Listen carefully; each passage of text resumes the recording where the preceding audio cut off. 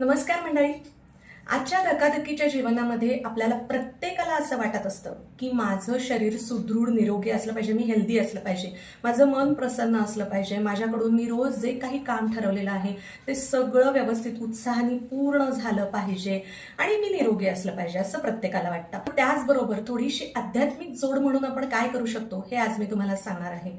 बघा, सूर्यदेवता, आपल्याकडे सूर्यदेवताला प्रचंड असं महत्व आहे. त्याचं कारण असं आहे, म्हणजे मेडिकल सायन्सने देखील हे मान्य केलेलं आहे, कारण की सूर्याकडून जी आपल्याला ऊर्जा मिळते त्याच्यावरती तर संपूर्ण पृथ्वीचं जीवन अवलंबून आहे. आपण हे सगळं निसर्ग चक्र जाणतोच. त्या उन्हामध्ये कोवळ्या सकाळच्या उभं राहून आपल्याला नमः सूर्याय असं आपल्याला म्हणायचं आहे.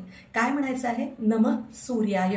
आता हे किती वेळेला म्हणायचं आहे? तर जितका जास्तीत जास्त जप आपण करू शकू तितकी उत्तम गोष्ट आहे. पण सकाळी काहींना घाई गडबडीची वेळ असते, वेळेत ऑफिसला जायचं असतं, शाळा कॉलेज ह्या गोष्टी असतात, गृहिणींना घरातली कामं उरकायची असतात, तर किमान 11 वेळा 21 वेळा जेवढं शक्य आहे तितक्या जास्त वेळा म्हणण्याचा आपण प्रयत्न करूयात.